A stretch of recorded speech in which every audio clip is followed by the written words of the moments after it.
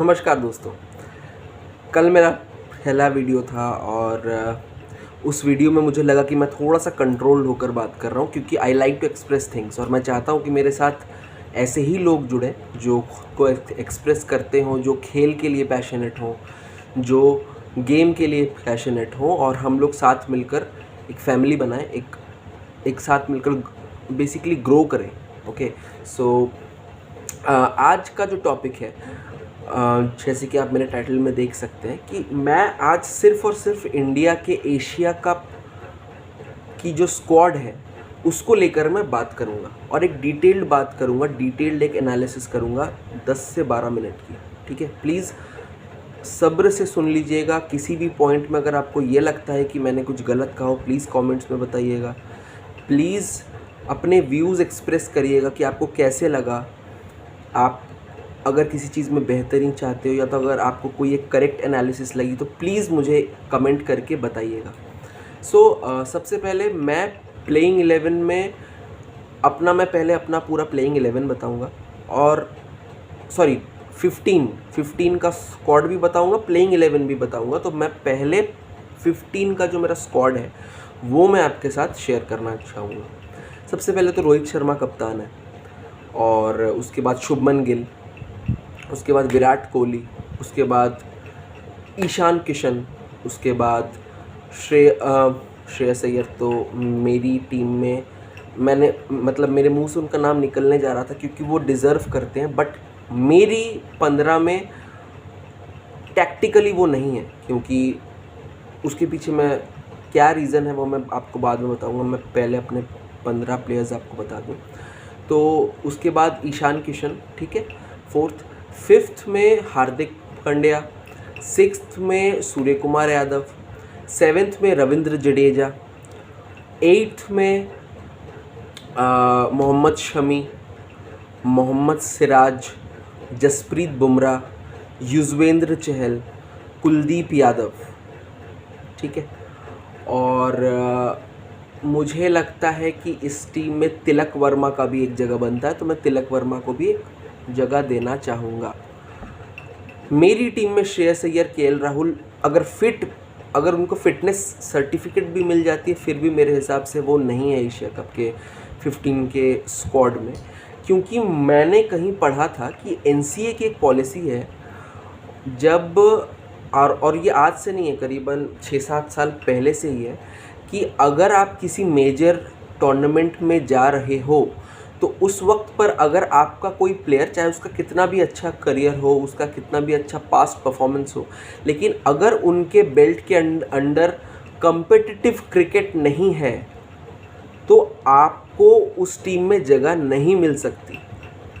ठीक है, ये पॉलिसी बीसीसीआई की है, एनसीए की है, तो वो अगर चाहे तो वो चेंज भी कर सकते हैं। मैं चाहूँगा चेंज ना करें, क्योंकि श्रेयस अय्यर, केएल राहुल अगर फिट होते भी हैं, हमने एक वीडियो देखा था जिसमें श्रेयस अय्यर प्रैक्टिस मैच खेल रहे थे, ऋषभ पंत ने वो स्टोरी डाली थी, और उसके बाद केएल राहुल कीपिंग प्रैक्टिस कर रहे हैं, कीपिंग ड्रिल्स कर रहे हैं, बहुत अच्छी बात है, I am very happy for them. लेकिन इस टीम में उनकी जगह इसलिए नहीं बनती क्योंकि उनके बेल्ट के अंडर फ्लो नहीं है, मोमेंटम नहीं है उनका मैच खेलने का, और स्पेशली कम्पिटिटिव मैच खेलने का। देखिए, आप एनसीए में प्रैक्टिस मैचेस में आप कितना भी खेल लें, आप जब तक इंडियन टीम के लिए या तो उस लेवल की क्रिकेट नहीं खेलते, मैं आईपीएल को भी उसी लेवल पे रखता हूँ, हालांकि इंटरनेशनल क्रिकेट से आईपीएल का कोई संबंध नहीं है, दोनों अलग चीज़ें हैं, और इंटरनेशनल क्रिकेट महत्वता में बहुत ऊपर है, लेकिन IPL is a pressure tournament. अगर आप उस पर भी खेलकर अगर आप 1-1.5 महीना आते हो तो आप पूरी तरीके से गेम में ढल जाते हो। अगर आप इंजरी से आकर आईपीएल खेलते हो फिर आपको इंडियन टीम में जगह मिल सकती है, क्योंकि आपका परफॉर्मेंस, आपका एंड्योरेंस लेवल, आप किस तरीके से प्रेशर सिचुएशंस को हैंडल कर रहे हो, क्या आप फील्ड में हमें बिल्कुल 100% देते हुए दिख रहे हो, और आप खुद भी फील कर रहे हो कि मैं 100% हूँ। केएल राहुल के लिए आकर 50 ओवर कीपिंग कर रहा, मैं उनकी बैटिंग की बात ही नहीं करूँगा, वो बैटिंग शायद अगर वो ऑस्ट्रेलियन सीरीज़ खेले, एशिया कप से पहले तो वो कुछ भी नहीं खेल सकते। तो एशिया कप की अगर मैं 15 बनाऊंगा तो उसमें तो वो है ही नहीं। अगर मैं 1 सेकंड के लिए वर्ल्ड कप की भी बात करूं तो भी केएल राहुल उसकी जगह नहीं बनाते। अगर वो एशिया कप में अगर उनको बीसीसीआई पॉलिसी चेंज करके जगह देती है और अगर वो ऑस्ट्रेलियन सीरीज़ खेलते हैं जो कि वर्ल्ड कप के जस्ट पहले है, वहाँ पर अगर वो अच्छा परफॉर्म करते हैं, अगर वो 100% लगते हैं, हमें बिल्कुल फिट लगते हैं, तो उस केस में हम केएल राहुल को वर्ल्ड कप के लिए हम कंसिडर कर सकते हैं। लेकिन उसके लिए उनको एशिया कप खेलना बहुत ज़रूरी है, जो कि मेरे हिसाब से ये सही नहीं है। क्योंकि देखिए, आप अपने टीम में केएल राहुल के बिना आपकी टीम हारेगी नहीं। केएल राहुल बहुत इंपॉर्टेंट पार्ट है। नंबर 5 पर बहुत अच्छी बल्लेबाजी की है उन्होंने। जब ऑस्ट्रेलिया यहाँ आई थी तो उन्होंने करीबन 2 मैचेस में तो इंडिया को 14 for 3 से निकाला था, जिस सीरीज़ में सूर्य कुमार यादव ने 3 डक्स रेगुलरली बनाए थे मिचेल स्टार्क के बॉल में। उस सीरीज़ में बहुत अच्छी बैटिंग की थी केएल राहुल ने। उसके पहले भी उन्होंने अच्छी बैटिंग की, उन्होंने अटैकिंग बैटिंग भी की है। लेकिन केएल राहुल के बेल्ट के अंदर इस वक्त पर बहुत समय से क्रिकेट नहीं, वो आईपीएल के बाद से वो क्रिकेट नहीं खेल रहे। और आईपीएल भी उन्होंने मेरे हिसाब से मिडिल के भी पहले ही उन्होंने छोड़ दिया था आईपीएल, 3 या 4 मैचेस के बाद। तो केएल राहुल के पास वो रिदम नहीं है। रिदम तो तब आएगा जब आप खेलोगे, आपके अंडर मैचेस ही नहीं है। तो आप केएल राहुल को किसी भी, और ऊपर से 50 ओवर कीपिंग करना, अगर बैटिंग कर भी लेते हैं प्रैक्टिस मैच खेलने के बाद, लेकिन 50 ओवर कीपिंग की प्रैक्टिस वो कहाँ कर सकते हैं प्रैक्टिस मैचेस में। तो अगर आपकी पहले गेंदबाजी आती है, केएल राहुल अगर 50 ओवर धूप में, गर्मी में, इंडिया की गर्मी में अगर वो कीपिंग करके फिर 5 में जब वो उतर रहे हैं, उस वक्त पर अगर इंडिया 28 for 2 हुई तो उनको फिर से मिनिमम 40 से 42 ओवर उनको बैटिंग भी करनी पड़ेगी। तो आपको ये समझना पड़ेगा कि अगर उस जगह पर हम अगर किसी और को अकोमोडेट करते हैं जिनके अंदर इस वक्त पर मैचेस है, तो ये बहुत ज़रूरी है। इसीलिए मेरी टीम में केएल राहुल नहीं है। श्रेयस अय्यर नंबर 4 पर बहुत अच्छे बल्लेबाज हैं। इंडिया को एक स्टेबिलिटी बिल्कुल उन पर मिली थी और इंडिया में मैचेस हो रही है। Shreyas Iyer is a master off spin मेरे हिसाब से उनके जैसे इंडिया में इंडियन इस टीम में कोई नहीं खेलता है। उनके तरह डोमिनेट कोई नहीं करता स्पिन पर, ठीक है। लेकिन स्पिन खेलेंगे, बहुत अच्छी बात है। वो नंबर 4 में इंडिया को स्टेबिलिटी भी देंगे। उनके भी अंडर मैचेस नहीं है, और उनके अंडर आज से नहीं है मैचेस, उनके अंडर ऑस्ट्रेलियन टेस्ट सीरीज से मैचेस नहीं है। तो आप उनको Asia cup is a very very big and important tournament. मुझे पता है कि रोहित शर्मा ने रिसेंटली एक प्रेस कॉन्फ्रेंस में बोला था कि हम वहाँ भी एक्सपेरिमेंट करेंगे, बट मेरे हिसाब से वो एक्सपेरिमेंट, ये जो वेस्ट इंडीज़ सीरीज़ है, इस तरीके का एक्सपेरिमेंट वो नहीं होगा। वहाँ पर हर मैच रोहित शर्मा विराट कोहली खेलेंगे, तो इस तरीके का एक्सपेरिमेंट तो वहाँ होगा नहीं। वहाँ एक्सपेरिमेंट अगर होगा तो वो होगा नंबर 4 पर, होगा नंबर 6 पर, बिल्कुल एक्सपेरिमेंट होगा। क्योंकि मेरे हिसाब से मेरी टीम में नंबर 6 पर सूर्य कुमार यादव खेलते हैं। उसके पीछे कारण ये है कि Surya Kumar Yadav is the number 1 T20 batter in this whole world cricket, right. Surya Kumar Yadav को एवरेज मैचेस में, देखिए आपका टॉप ऑर्डर हमेशा फेल नहीं करेगा। वो 10 में से 3 मैच में वो फेल करेगा, लेकिन हमेशा वो फेल नहीं करेगा। और जब वो फेल नहीं करेगा तो सूर्य कुमार यादव की बैटिंग आएगी आखिरी के 11 से 12 ओवरों में। 2 ओवर वो सेट होने के लिए लेंगे। आखिरी पावर प्ले में जब 5 फील्डर बाहर होते हैं, उस वक्त पर उनके पास वो शॉट्स हैं जिस पर वो, जहाँ पर फील्डर नहीं है वहाँ बॉल को प्लेस कर सकते, because is a 360 degree player. And उसके ऊपर से उनके पास वो स्ट्रेंथ है, उनके पास वो काबिलियत है कि वो छक्के मार सकते हैं। और हमारे ओडीआई क्रिकेट की बात कर रहा हूँ मैं, T20 में भी टेम्पलेट फिलहाल कुछ दिनों से थोड़ा सा सुधरा है, बट सेम ही है कि हम लास्ट में हम फ्लरिश नहीं कर पाते। हमने बहुत सारे मैचेस देखे लास्ट के 1.5 या 2 साल में इंडियन टीम के लिए, जहां पर इंडियन टीम 235 पर 3 होती है जब वो 40वें ओवर में घुस रही होती है। तो हम ये एक्सपेक्ट करते हैं कि विद 7 विकेट्स इन हैंड वो लास्ट के 10 ओवर में अप्रॉक्सीमेटली 100 रन बनाए आज के मॉडर्न क्रिकेट के हिसाब से। तो अगर वो 100 रन बनाते हैं तो वो स्कोर जाता है 335 तक। लेकिन हम क्या कर रहे हैं, हम वो आखिरी में, क्योंकि 5 फील्डर बाहर होते हैं मारने के चक्कर में, क्योंकि हमारे पास, देखिए, हमारे पास सूर्य कुमार यादव की कैपेबिलिटी के कोई प्लेयर है नहीं इस वक्त पे इंडियन क्रिकेट में। सूर्य कुमार यादव जो करते हैं वो करने वाले। वैसे तो इस टीम में मेरे सबसे फेवरेट बैट्समैन है मिस्टर विराट कोहली, ठीक है। विराट कोहली के बारे में एक अलग वीडियो बनाऊंगा, और विराट कोहली क्या मीन करते हैं मैं आप सबके लिए बात करूंगा, ठीक है। तो Virat Kohli is my favourite, लेकिन सूर्य कुमार यादव जो करते हैं वो काम कितना कोई और कर सकेगा, क्योंकि हार्दिक पांड्या वैसे हिटर रहे नहीं हैं। हार्दिक पांड्या जब से गुजरात टाइटंस के कैप्टन बने हैं वो हमेशा वो, अब अगर आप उनकी गेम को असेस करोगे तो वो आते ही हिट्स नहीं लगाते, बशर्ते वो लास्ट के 10 या 12 बॉल में आए। अगर वो लास्ट के 5 ओवर में भी आते तो भी वो पहले 2-3 ओवर, मतलब 1 ओवर तो लेते ही हैं, और जो सेट बैट्समैन उसको स्ट्राइक देते हैं, उसके बाद वो मारते हैं, क्योंकि अब उनको ऐसा लगने लगा है कि मैं लास्ट के 3 या 4 ओवर में, उनमें हिटिंग कैपेबिलिटीज़ तो है देखिए, लेकिन अब हार्दिक पांड्या हमें गाइड भी करते हैं इनिंग्स में, तो वो नंबर 5 पे मेरे लिए बेस्ट है। नंबर 4 की बात करता हूँ मैंने अभी तक नंबर 6 की भी बात कर ली, नंबर 5 की भी बात कर ली, बट मैंने ऐसे मेंशन नहीं किया। सो नंबर 4 की बात करते हैं, ठीक है। मेरे लिए नंबर 4 पर शुभमन गिल खेलते हैं। आज तक इंटरनेशनल क्रिकेट में कभी नहीं खेला, पता है मुझे, आई नो दैट, मैं बहुत स्टडी करता हूँ इस गेम को। तो उन्होंने 4 नंबर कभी नहीं खेला इंटरनेशनल क्रिकेट में, लेकिन हमें ये दिमाग में रखना पड़ेगा कि अगर ईशान किशन ऊपर खेलते हैं तो हम उनसे, क्योंकि केएल राहुल के बाद आपके जो विकेट कीपर हैं जिसको आप लेंगे उसका नाम है ईशान किशन, ये तो पक्की बात है कि आपको उसको खिलानी पड़ेगी, ठीक है। तो ईशान किशन का बेस्ट यूज़ कहाँ कर सकते हैं, वो है टॉप ऑफ द ऑर्डर में।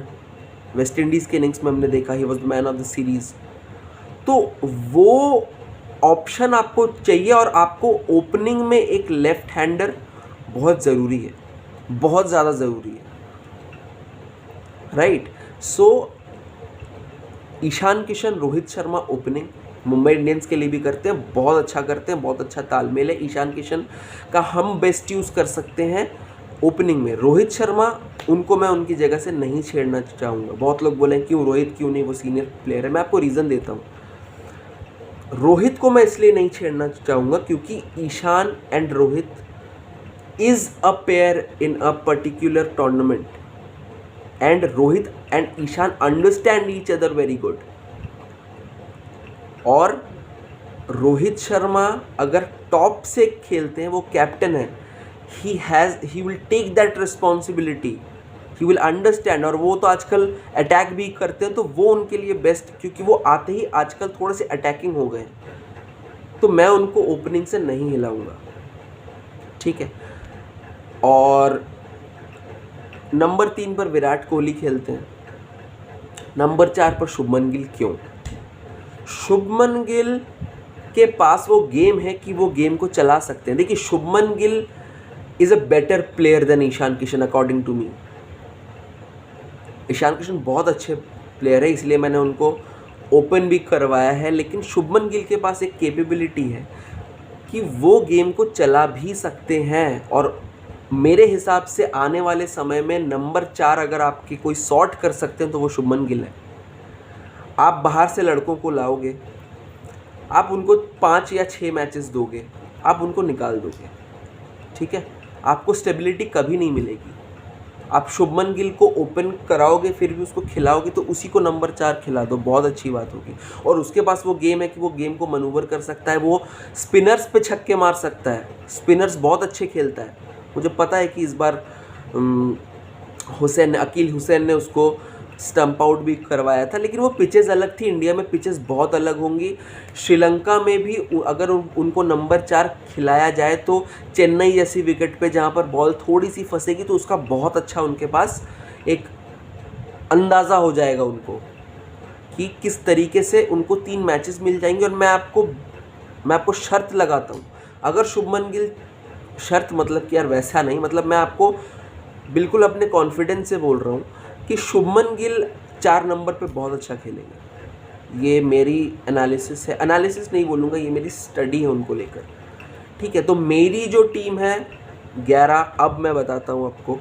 नंबर 1 पर रोहित शर्मा कप्तान, नंबर 2 पर Ishan Kishan wicket keeper, number 3 पर विराट कोहली, नंबर 4 पर शुभमन गिल, नंबर 5 पर हार्दिक पांड्या, नंबर 6 पर सूर्य कुमार यादव, नंबर 7 पर रविंद्र जडेजा।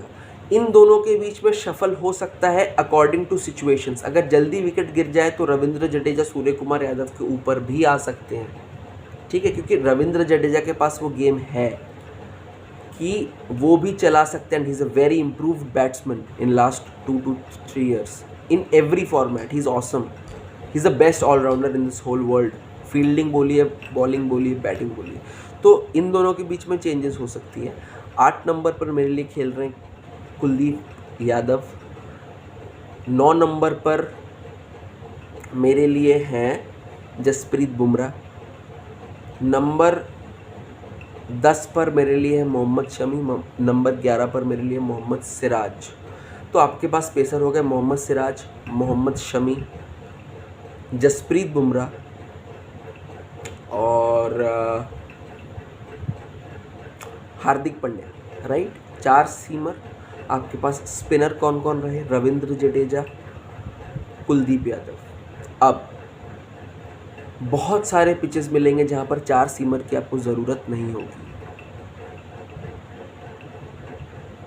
राइट। उस जगह पर आप यूजी को खिला सकते हैं। He is also wicket taking bowler. ये दिमाग में आपको रखना पड़ेगा, आपको दिमाग में रखना पड़ेगा। ही is a wicket taking bowler, he has stats behind him, he can ball in any ground in this world. He may be expensive eight times but he is a wicket taking and he is a attacking option for you. इसीलिए आप जब कुलचा खेल रहे थे तो आप इतने successful थे, क्योंकि वो दोनों मिला के आपको 4 विकेट्स एवरेज में हर मैच में देते थे। तो यूजी खेलेंगे। एक नाम मैं मिस कर गया हूँ दोस्तों, एक नाम मैं मिस कर गया हूँ, वो है शार्दुल ठाकुर का, ठीक है। अभी क्योंकि मैं देख कर नहीं बोलता, मैं दिमाग से बोलता हूँ, और एक नाम मेरे से मिस हो गया है, वो है शार्दुल ठाकुर का, ठीक है। शार्दुल ठाकुर बहुत इम्पॉर्टेंट है। ही is the most wicket taker in last 2 years in ODI cricket for us. उनका 15 में रहना बहुत ज़रूरी है। तो 15 में शार्दुल ठाकुर का जो ये एक नाम है, ये मैं मिस कर गया था। आपको लगेगा नहीं कि वो विकेट लेंगे, लेकिन he gives you wickets when partnerships are long. अगर आप देखोगे तो बैटिंग, मैं बहुत निराश हूँ उनके बैटिंग से, क्योंकि मुझे बहुत उम्मीद थी उनके बैटिंग से। और जब उन्होंने गाबा में इतनी अच्छी इनिंग्स खेली थी उस विकेट पे, उस बाउंसी विकेट्स पे, बट अब उनकी बैटिंग बहुत अच्छी रही नहीं है। एक केकेआर के मैच में उन्होंने एक अच्छे 58 रन ऐसे बनाए थे बहुत क्विक टाइम में, मतलब एक मैच विनिंग टोटल भी दिया था केकेआर को। बट उसके अलावा उनकी बैटिंग अभी जितनी क्रिकेट उन्होंने खेली भी उतनी अच्छी मुझे लगी नहीं। तो he needs to improve in that. But मेरी 11 में शार्दुल ठाकुर नहीं खेल रहे, क्योंकि आप शार्दुल ठाकुर और हार्दिक पांड्या को एक टीम में खिलाकर एक अटैकिंग बॉलर को, एक प्योर अटैकिंग बॉलर को आप कम करोगे, तो वो मैं नहीं चाहूँगा। तो this is my analysis about India Asia Cup team. Thank you. Please subscribe. आप अपनी चीज़ें मुझे बताएं, और I want to do this for a very long time, so I need some support, some encouragement from you all. So other than that मैं तो करता रहूँगा, ठीक है। आप लोग इनकरेज करोगे तो मुझे अच्छा लगेगा, लेकिन मैं ये अब करता रहूँगा, क्योंकि मुझे लगता है कि I can contribute in this field. I can be a person जो एक अलग टाइप के क्रिकेट पे बात करेंगे, क्योंकि मैं बहुत फेडअप हूँ इस वक्त के बहुत सारे स्पोर्ट्स जर्नलिज्म के टॉपिक्स पर। आप क्रिकेट के बारे में बात कर रहे हो, लेकिन आप बात कुछ अलग कर रहे हो। मुझे ये समझ नहीं आती ये चीज़ें। मैं बिल्कुल कोर क्रिकेट पर बात करूँगा, और साथ मिलते हैं, मज़े करेंगे। Thank you.